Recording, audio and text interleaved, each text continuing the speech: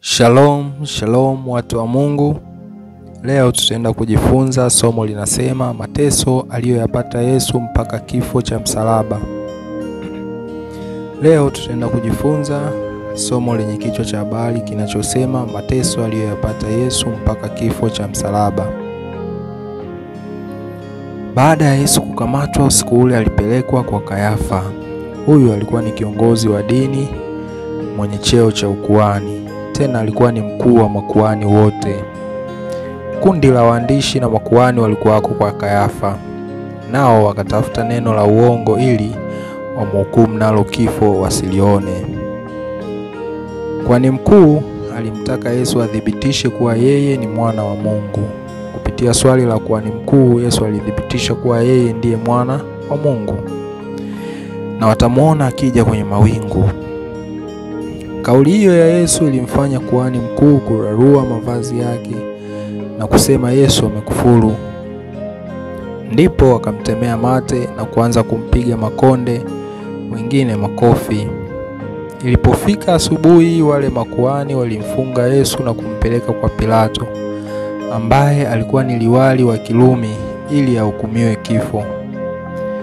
Pilato, ambaye ndiye alikuwa liwali, alimuuliza Yesu akisema, wewe ndiwe mfalme wa Wayahudi? Yesu akamwambia, wewe wasema.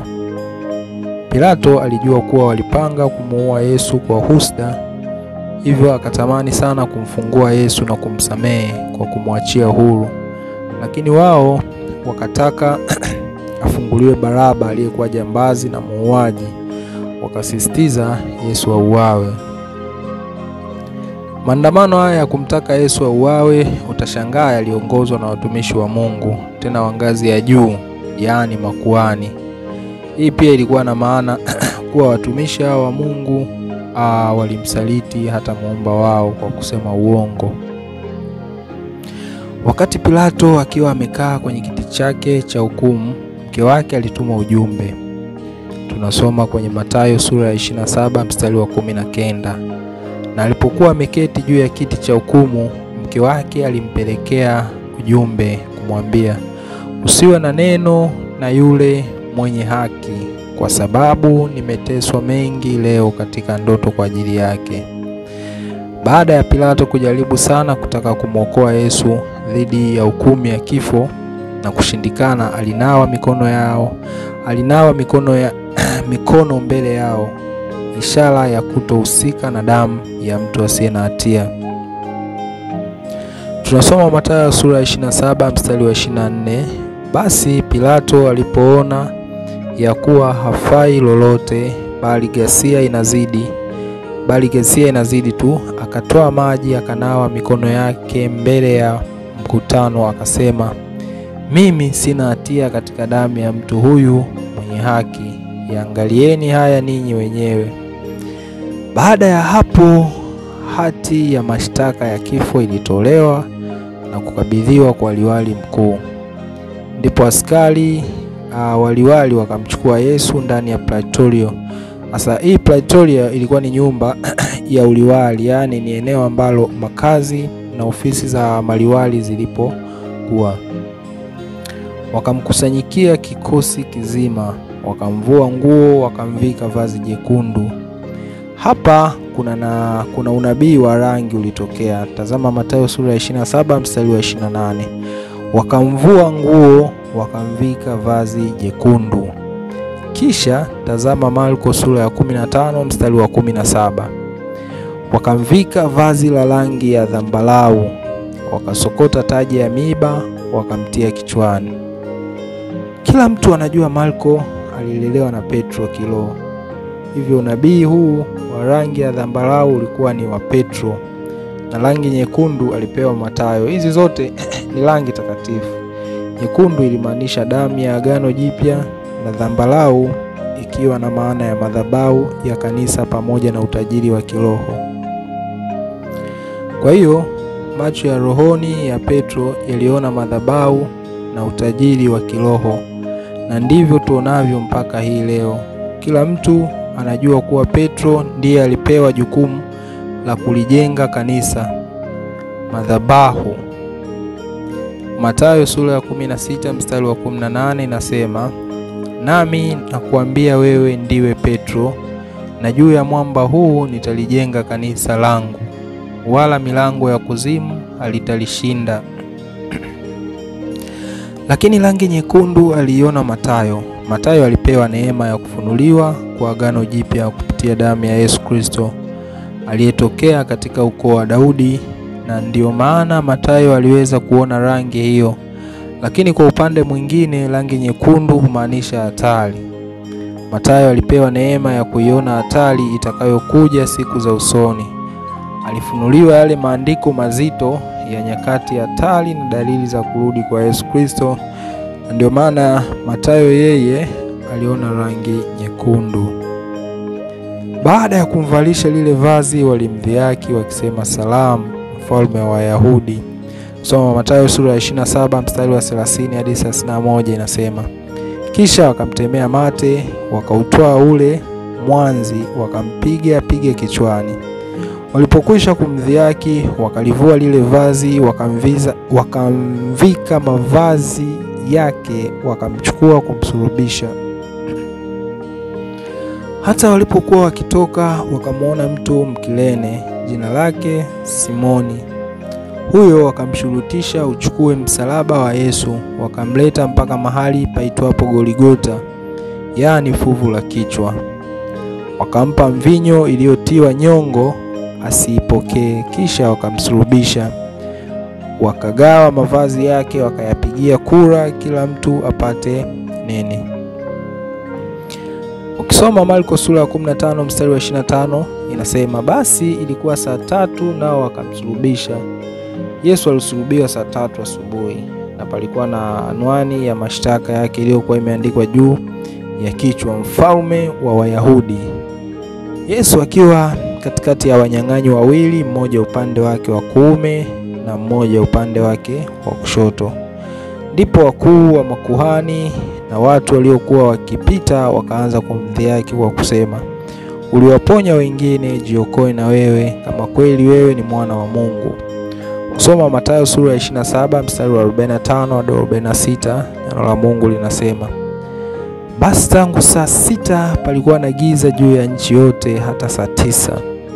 Na kama saa 9, Yesu akapaza sauti yake kwa nguvu akisema, Eloi, Eloi, lama sabakthani, yaani Mungu wangu, mbona umeniacha? Kumbuka Yesu alitundikwa msalabani saa 3 asubuhi mpaka anakata roho saa 9 tayari alikuwa msalabani na maumivu makali ya kupigwa kwa masaa 6. Palikuwa na giza kubwa lililoanza saa 6 mchana mpaka saa 9 alasiri. Giza hili lililodumu kwa masaa 3. Hiyo ilikuwa ni ishara ya unabii wa kifo cha siku 3 cha Yesu, kwamba siku ya 3 nuru itarejea, yani kufufuka. Tunasoma Mathayo sura ya 27 mstari wa 49 hadi 50. Wale wengine wakasema, acha na tuone kama Elia anakuja kumwokoa. Naye Yesu akiisha kupaza sauti tena kwa nguvu, akaitoa roho yake. Tunasoma ilipofika saa 9 alasiri, Yesu alikata roho. Mambo ya ajabu yalitokea punde tu mara baada ya Yesu kukata roho. Pazia la hekalu lilipasuka vipande viwili. Tunasoma kwenye Marko sura ya 15 mstari wa 38. Pazia la hekalu likapasuka vipande viwili toka juu hata chini. Marko sura ya 15 mstari wa 38. Pazia la hekalu likapasuka vipande viwili toka juu hata chini. Hii ilikuwa na maana gani? Kwa pazia la hekalu kupasuka vipande viwili, kwanza ilimaanisha sasa milango ya hekalu kuwa migawanyo ya aina mbili kiimani, yani imani ya Wayahudi au the Jews ambao wanaamini katika sheria za Musa na Torati, na kundi la pili ni Wakristo ambao ni wafuasi na waamini wa ujio wa Yesu Kristo Masihi, na kupitia damu ya agano tulipata ukombozi kupitia damu yake na agano jipya. Maana ya pili ya pazia la hekalu kupasuka vipande viwili ilikuwa ni kuzaliwa rasmi kwa imani ya Ukristo kutoka katika imani ya Kiyahudi. Kumbuka pazia lilikuwa la hekalu na lilipasuka vipande viwili, maana pazia alikuwa moja tena bali mawili. Ukijaribu kutazama utagundua kuwa imani hizi mbili, yani Wayahudi na Wakristo, ni kama imani mbili tofauti kabisa kiitikadi. Maana ya tatu ya pazia la hekalu kupasuka ilikuwa ni mwili mmoja wa Kristo uliokoa watu na matabaka mawili. A, watu walio hai. B, watu waliokufa. Sote twajua kuwa siku zile tatu za kifo cha Yesu walikwenda kuziokoa nafsi zilizokuwa zimefungwa kuzimu.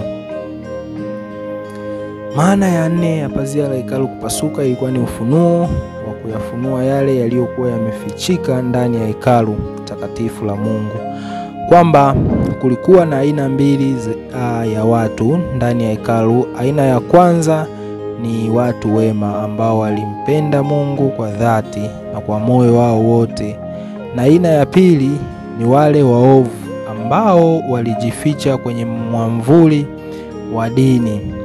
Hali kadhalika walitumika na shetani na kumtumikia. Kundi hili au watu aina hii ndio wale makuhani waliopanga mkakati wote wa kusulubishwa na kuuawa kwa Yesu. Biblia yenye maagano mawili. Hii ni maana nyingine ya tano. Maana nyingine ya tano ya pazia la hekalu kupasuka vipande viwili ilikuwa ni Biblia yenye maagano mawili na Tanaa yenye sehemu tatu ya vitabu vya Torati na unabii na uandishi. Biblia, kitabu hiki kimegawanyika katika maagano mawili, yani Agano Jipya na Agano la Kale. Kwa ujumla Agano Jipya lina jumla ya vitabu 27, yani vitabu 4 vya Injili, Matendo ya Mitume, barua na nyaraka za Mtume Paulo na Ufunuo wa Yohana. Biblia hutumiwa na wafuasi wa Yesu Kristo, yani wa Kristo. Agano la Kale au Tanaa kwa Kiebrania, Tanaa ina jumla ya vitabu 24 vilivyogawanyika katika sehemu tatu. Sehemu ya kwanza ni vitabu vya Torati ambavyo ni 5. Sehemu ya pili ni vitabu vya historia ambavyo ni 8. Sehemu ya tatu ni vitabu vya kinabii na hekima ambavyo ni 11. Tanaa hutumiwa na Wayahudi au Jews. Hizo ndizo maana ya pazia la hekalu kupasuka vipande viwili. Na leo tumejifunza mateso aliyopata Yesu Kristo mpaka kifo cha msalaba. Kipo kitabu kinaitwa Usiogope. Ni kitabu kizuri sana. Ni kitabu ambacho nimeongelea mambo mengi sana. Ni kitabu ambacho kinaweza kutoa sehemu moja kwenda nyingine. Watu kadhaa ambao wamekisoma kitabu hichi wamesema kitabu hichi ni kizuri na kimewabariki na kimefanyika baraka kwenye maisha yao kwa kuwapa nuru ya namna moja au namna nyingine. Kitabu hichi kinapatikana kwa wakazi wa mjini Dar es Salaam. Hapa tunafanya delivery, kitakufikia. Lakini kwa wakazi wa mkoani, kitabu hichi tunatuma kwa uaminifu mkubwa sana na kitakufikia. Shalom, shalom.